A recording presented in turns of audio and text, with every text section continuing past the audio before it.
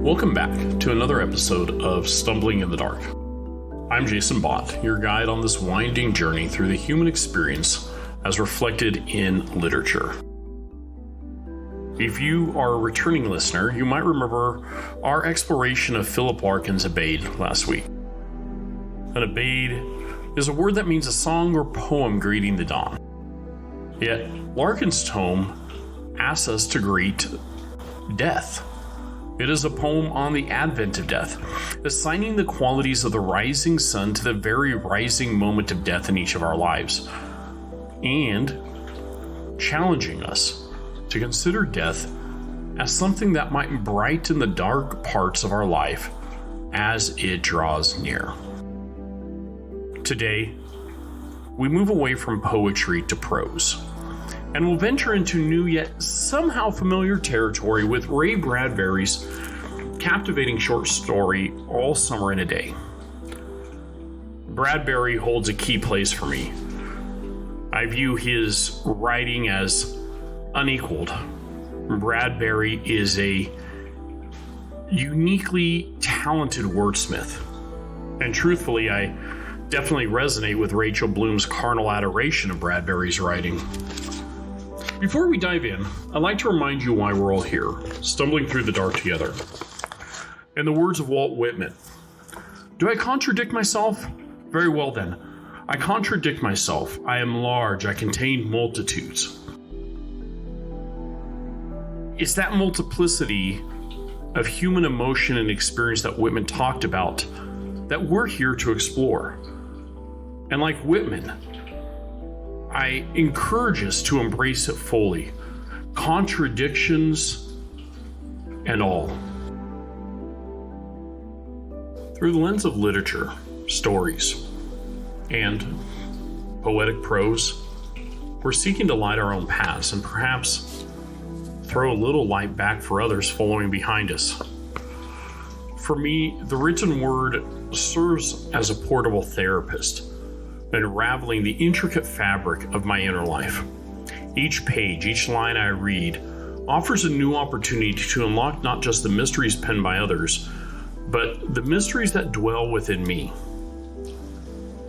So what makes Bradbury's All Summer in a Day such a compelling read? As you'll soon discover, the story transports us to the planet Venus, where he asks us to imagine that the sun makes an appearance for just 2 hours once every 7 years. Imagine that.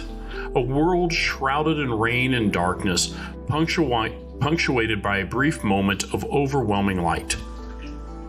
Bradbury's tale is a powerful meditation on the very human experiences of isolation, yearning, the transformative power of nature's beauty, with a subtext on the very cruelty that also lies in the human heart.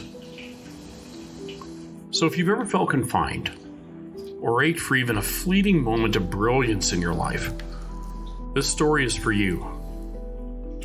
Together we'll explore how Bradbury's words can be a lantern in our own lives, revealing the nooks and crannies of our shared human experiences. We'll see aspects of Larkin's poem in this story, moments where the sun promises to light the edges of the curtain as we stand in the darkened room.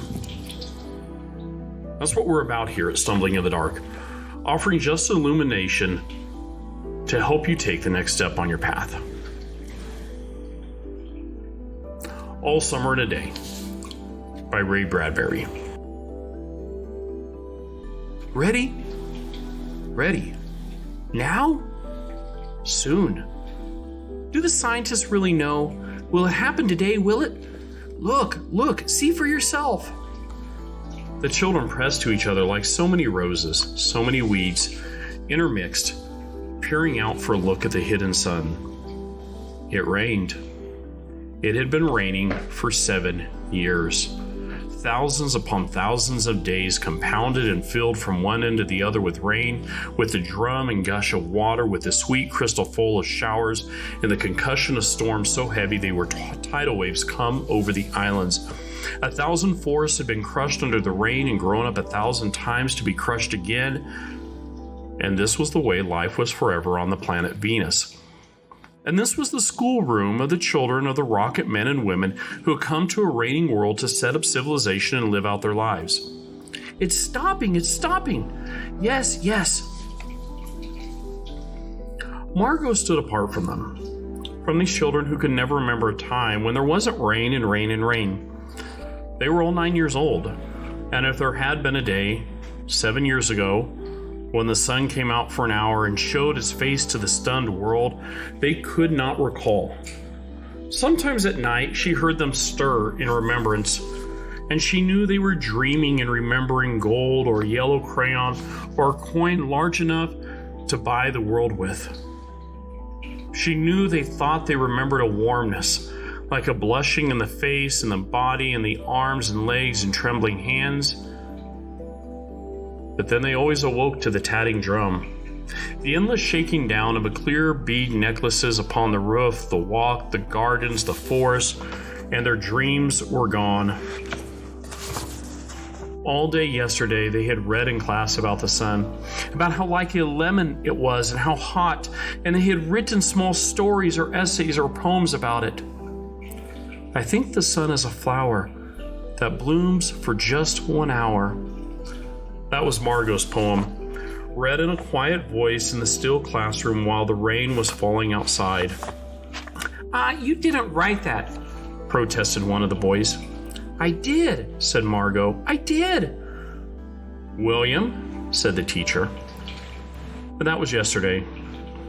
Now the rain was slackening and the children were crushed in the great thick windows. Where's teacher? She'll be back. She'd better hurry, we'll miss it. They turned on themselves like a feverish wheel, all tumbling spokes. Margot stood alone. She was a very frail girl who looked as if she had been lost in the rain for years, and the rain had washed out the blue from her eyes and the red from her mouth and the yellow from her hair. She was an old photograph dusted from an album, whitened away, and if she spoke at all, her voice would be a ghost. Now she stood separate, staring at the rain and the loud, wet world beyond the huge glass. What are you looking at? Said William. Margot said nothing. Speak when you're spoken to. He gave her a shove. But she did not move. Rather, she let herself be moved only by him and nothing else. They edged away from her. They would not look at her. She felt them go away. And this was because she would play no games with them in the echoing tunnels of the underground city. If they tagged her and ran, she stood blinking after them and did not follow. When the class sang songs about happiness and life and games, her lips barely moved. Only when they sang about the sun and the summer did her lips move as she watched the drenched windows. And then, of course, the biggest crime of all was that she had come here only 5 years ago from Earth. And she remembered the sun and the way the sun was and the sky was when she was 4 in Ohio. And they had been on Venus all their lives, and they had been only 2 years old when the last sun came out, and they had long since forgotten the color and heat of it and the way it really was. But Margot remembered. It's like a penny, she said once, her eyes closed. No, it's not, the children cried. It's like a fire, she said, in the stove. You're lying, you don't remember, cried the children. But she remembered and stood quietly apart from all of them and watched the patterning windows. And once a month ago, she had refused to shower in the school shower rooms, had clutched her hands to her ears and over her head, screaming that the water mustn't touch her head. So after that, dimly, she sensed that she was different. And they knew her difference and kept away. There was talk that her father and mother were taking her back to Earth next year. It seemed vital to her that they do so, though it would mean the loss of thousands of dollars to her family. And so the children hated her for all the reasons of big and little consequence. They hated her pale snow face, her waiting silence, her thinness, and her possible future. "Get away!" The boy gave her another push. "What are you waiting for?" Then for the first time, she turned and looked at him. And what she was waiting for was in her eyes. "Well, don't wait around here," cried the boy savagely. "You won't see nothing." Her lips moved. "Nothing," he cried. "It was all a joke, wasn't it?" He turned to the other children. "Nothing's happening today, is it?" They all blinked at him and then, understanding, laughed and shook their heads. "Nothing, nothing." "Oh, but," Margot whispered, her eyes helpless, "but this is the day. The scientists predict, they say, they know the sun." "All a joke," said the boy, and seized her roughly. "Hey, everyone, let's put her in a closet before the teacher comes." "No," said Margot, falling back. They surged about her, caught her up and bore her, protesting and then pleading and then crying, back into a tunnel, a room, a closet where they slammed and locked the door.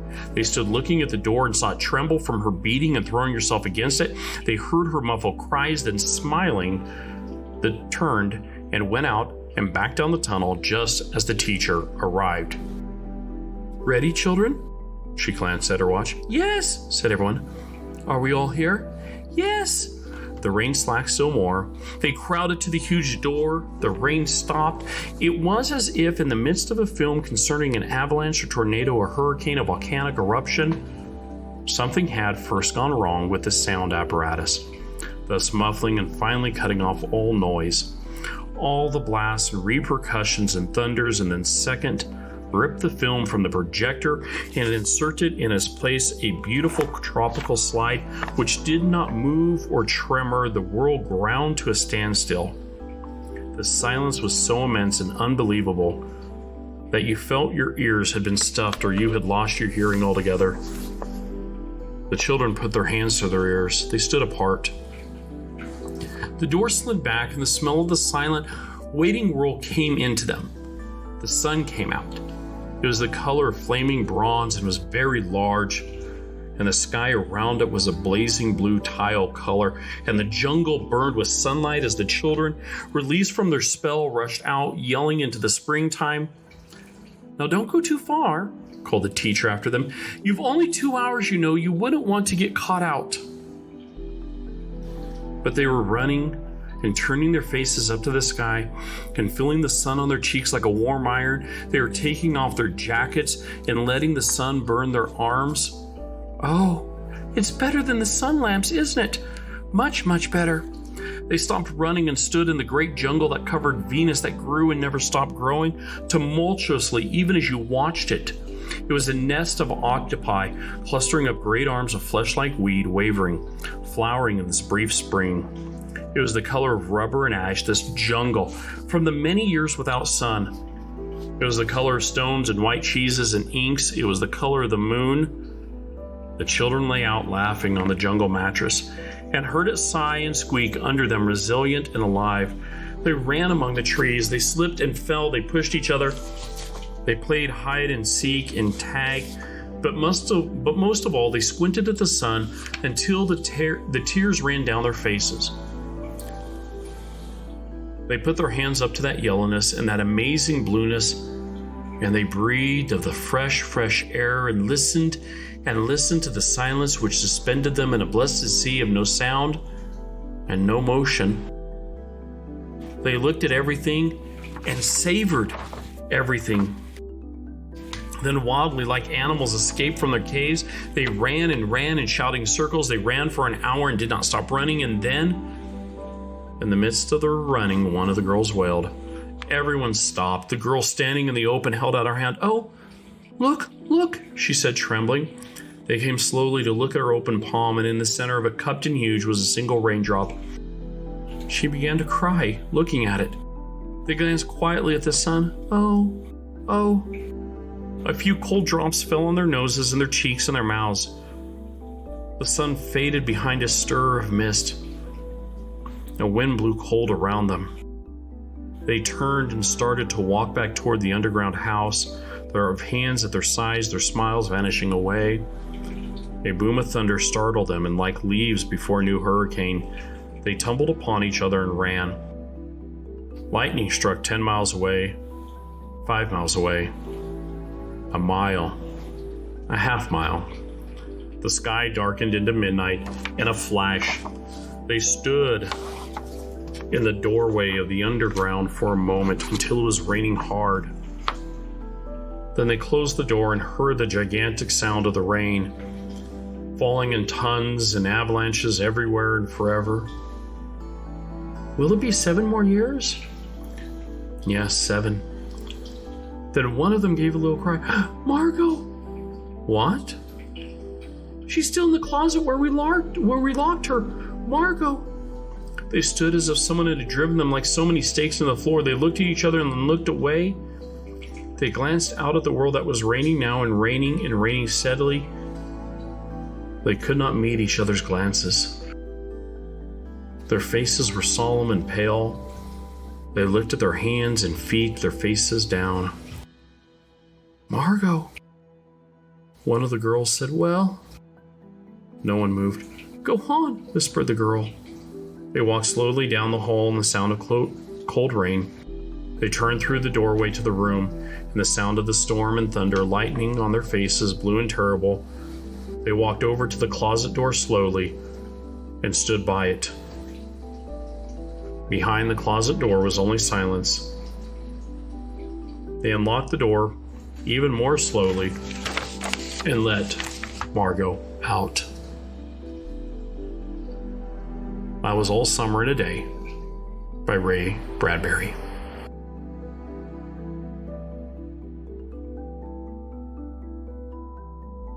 Bradbury's words have a very tangible and palpable richness to them. My first response always after reading a Bradbury story is just to bask in, well, to use his words, that blessed sea that he creates with his incredible weaving of words. Bradbury has done something in 4 pages here that is both beautiful and sad. We are given, for us, here on a world where we see the sun every morning, where so many of us have often forgotten the beauty of a sunrise or take for granted that miracle that arrives every single day. He reminds us that for those who don't have it, just a glimpse of the sun is pure rapture. Margot becomes, in a way, us.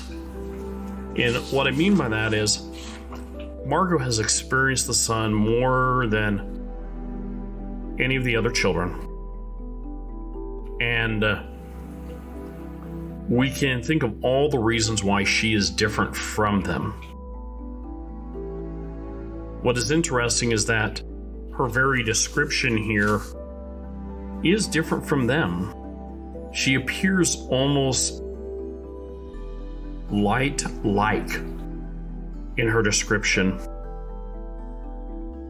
Margot, who is described as a frail girl that has had all the color washed out of her, that seems literally almost white herself, as if she was a ghost. And in a way she is. She is something that haunts them from the past of Earth. And as they explore the sun, they have relegated her to nothing more than a ghost, shoving her in a room where all that she can do with communication is to knock on the door. Margot, of all of them, desires to see the sun, craves it. She's the one who seems the most convinced that it will come out, even when they begin to doubt. And it's her constancy, that adds to her separation, that ultimately creates or adds to their hatred of her. It's impossible for me not to read this a little bit from or through the lens of Larkin's poem. Larkin tells us that death is on the edge, it's coming as a dawn, and in this poem we have the sun coming.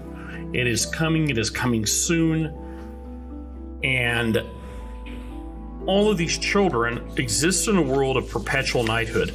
We don't really grasp how dark it is until actually the end, after the sun leaves.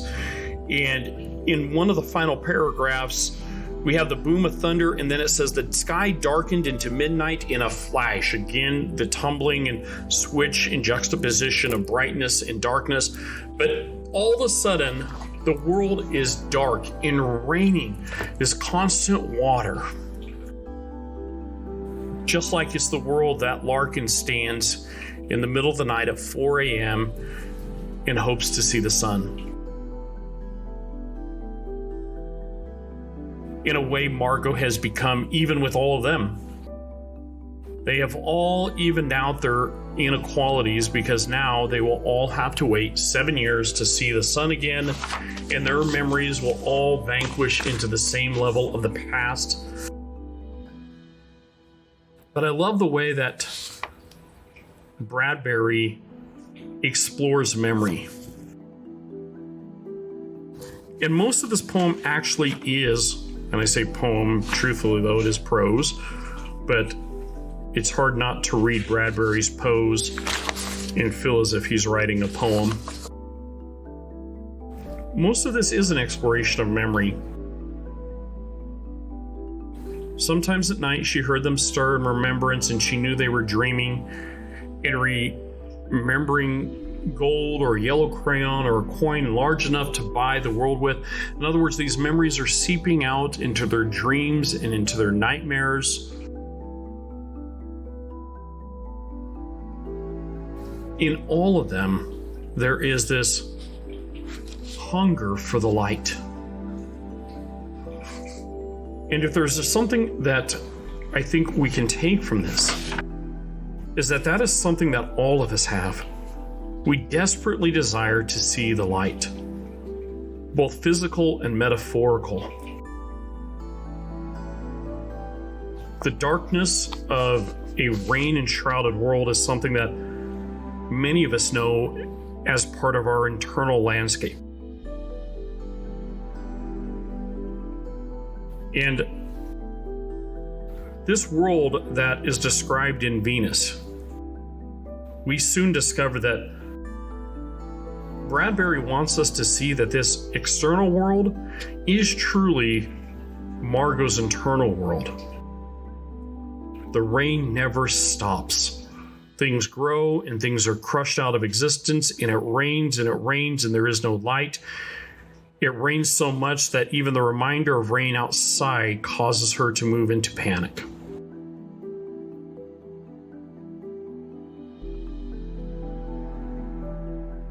There are people who, when they do literature analysis, ask us to turn off sometimes our personal response, and I don't know how to do that. And so for me, when I began to explore this, and I reflect that Bradbury wants us to see this external world of Venus as a reflection, a building of what Margot's internal world is.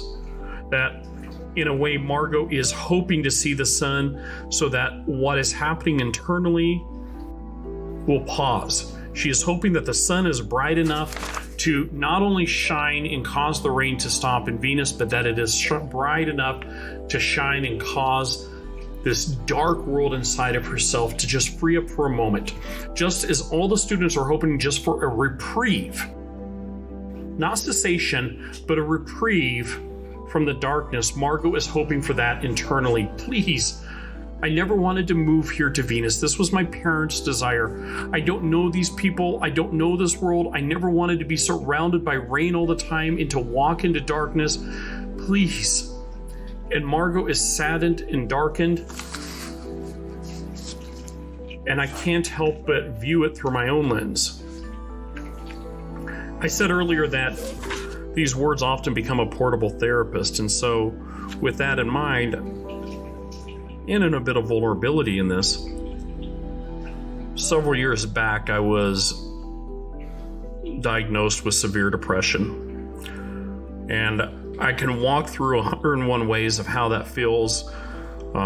I think everybody's experience who deals with depression, severe or whatever the degree of it, is different. But I like the way that he describes it here. The constant drum and gush of water, concussion of storms so heavy they were tidal waves.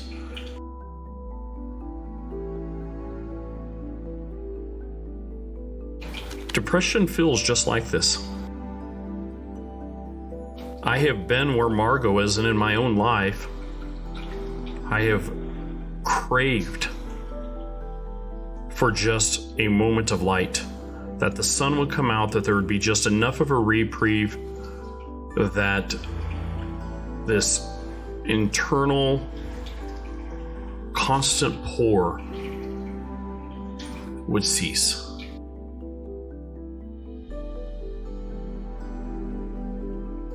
And there have been moments where I have managed to see the sun, and it felt like I got 2 hours in 7 years, but it was enough. For some of us, just even a moment of reprieve, of something bright, of some hidden moment that just dawns on us, of joy, of happiness, of connection with someone else, is enough to keep us going. And yet there are moments too where I can say I understand Margot's pain, where I felt like I've been on the very edge of seeing the sun dawn and found myself locked in a closet. We are not told how Margot responds. When they let her out, Margot is not banging on the door.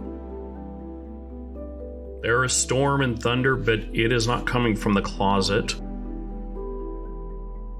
Margot is silent. And Margot may be more of a ghost at the end than she ever was before.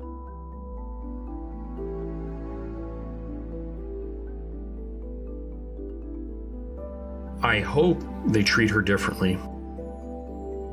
But I also know the human condition is that often the very people that we feel the most guilty to, unless we can manage to garner the strength to acknowledge our failure and ask for forgiveness, that the reverse of that is to hate the very thing that we feel we have failed and hurt, because then it provides us distance. And I worry that their guilt is so deep that one path ahead of them is that they treat Margot worse than ever before. It might be that Margot is broken in this moment. There is also the possibility that Margot's strength internally was solidified. That Margot's experience with the sun is greater than all of theirs. She had 4 years of daily basking in it.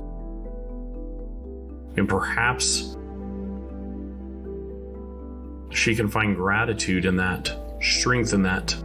I have no desire to prescribe, because I struggle to prescribe that to anyone, to say, take what great things in your life were there and make that be the very thing that you have, that carries you on and leads you on. That's a weak sentiment that unfortunately works really well from pulpits and get help books, but it doesn't really answer the darkness. Sometimes the best light for the darkness is to recognize that the darkness is very dark.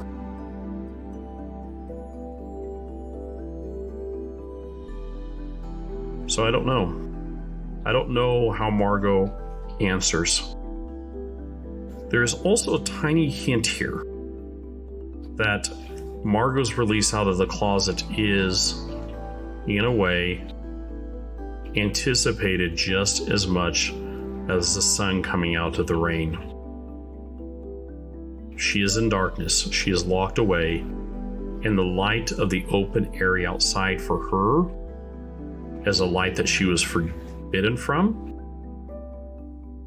and that for all of us, it is on page 2 of this story that they lock her away. Or page 3. Most of the story, she is in the closet. And so most of the story, we sit in anticipation. We start this whole thing waiting for the sun to come out, but then ultimately it is Margot's imprisonment that becomes our greatest focus.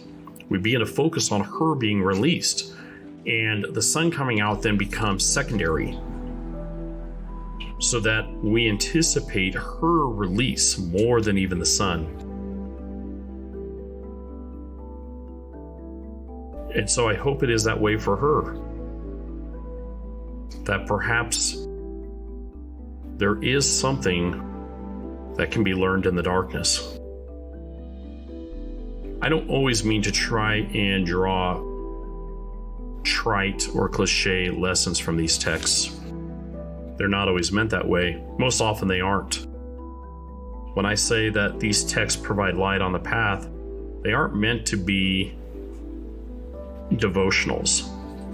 They aren't meant to be tidy little statements that someone could give out and you could run on them, or you can throw them up on an Instagram post. The things with the deepest meaning often can't be reduced to a single sentence. All I'm attempting to do is kind of explore the words. But that exploration, it's the exploration that becomes the light onto the path, not the conclusions of the story. I don't intend that these stories, these words, these texts we explore here on this podcast always have a moral lesson. They're not parables. But that the act of reading, the act of rolling up our sleeves and wading into the words, allowing ourselves to bask in that blessed sea, that becomes the thing that shines the light onto our experience. And this is a story that gives us no conclusion, but invites us to literally find ourselves under both the rain and the sun and the darkness, and to experience it as the children did, as Margot does, and Margot hopes to do again. The story is both alien and familiar. I find it resonates with my deepest longings and fear. If anything, I believe Bradbury shows us that even on a distant, rain-soaked Venus, that thirst for light, both literal and metaphorical, remains a universal human experience. The poet Rumi, the Sufi mystic, said, "The wound is the place where the light enters you." And in Bradbury's story, every character carries their own form of wound, each one awaiting the transformative touch and sunlight. I suspect we all carry our own form of wound. Let's not forget why we're here, why we keep stumbling in the dark. We're seeking those pockets of light, whether they come from a 2-hour summer on Venus or the never-ending quest to understand the complexities of our own lives. Rumi also said, "Don't be satisfied with the stories that come before you. Unfold your own myth." In this story, every character carries their own form of wound. We wander through the labyrinth of existence, guided by the power of words that serve as both questions and answers, capturing the intricacies of our thoughts and feelings. And in the quiet company of books, stories, and poems, we find refuge. These texts illuminate the darker corridors of our minds, allowing us to navigate our joys and our pains, to better understand not just the world around us, but that vast universe within. Each page turned, each line dissected, nudges us one step closer to self-realization, maybe even a little wisdom.